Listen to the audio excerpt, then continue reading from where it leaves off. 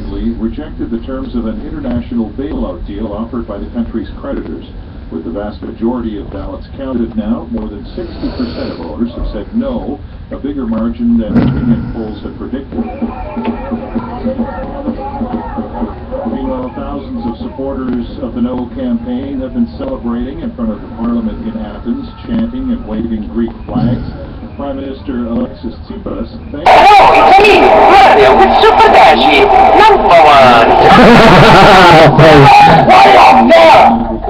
we just got to this hotel. Jessica's like, yo, this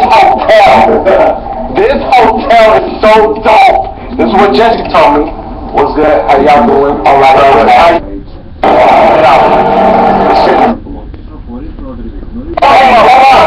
Can we tell them about how I'm playing in that flight and like everybody in the room was like, this dude was a champ, and he talked to everybody in my room through my phone, like this dude right here. I mean, you gotta show him love, but can I just say one thing? What's up? I'm a huge fan. You? How you doing? Oh, okay. I'll get it out. No, I'm not. I'm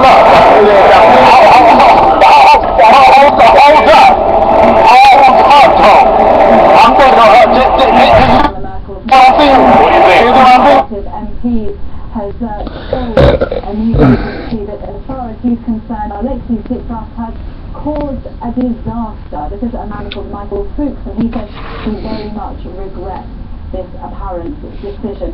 Certainly there'll be dismay in many quarters here, because this referendum is widely interpreted here in Germany, not just a decision from the Greeks about this particular issue, but really as seen as a referendum on Eurozone membership itself.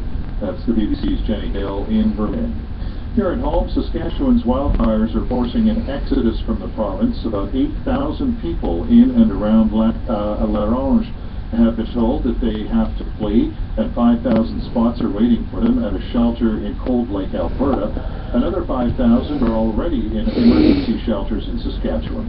The CBC's Adrian Chung has more from Regina. When you're combining the 8,000 people that left L'Orange Indian Dam and L'Orange last night around midnight, combining that with the 5,000 who were already spread across Saskatchewan, you're looking at 12,000 people without a home, or at least calling shelters like these temporary homes for the time being.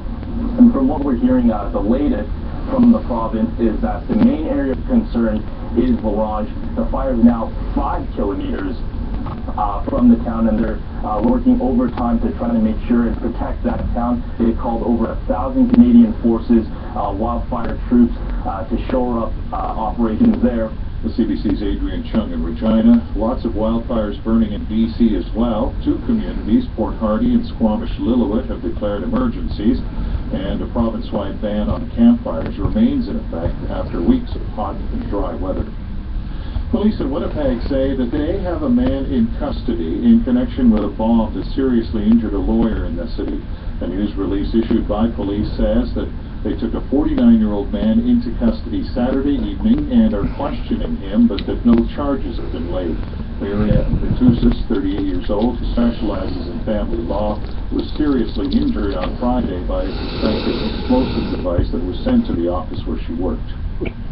And an internal report warns the federal government isn't fully prepared to respond to an oil spill in the Arctic or in deep water offshore. This is news on the Sunday News Sunday Fest.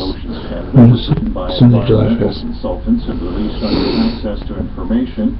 It points out gaps in Arctic knowledge that would make it difficult to assess the effects of a spill on unique marine life, and says deep water spills can be unpredictable. The Federal Fisheries Department says it is working to fill research gaps identified by the report. And that is CBC News. I'm Satara Sirs.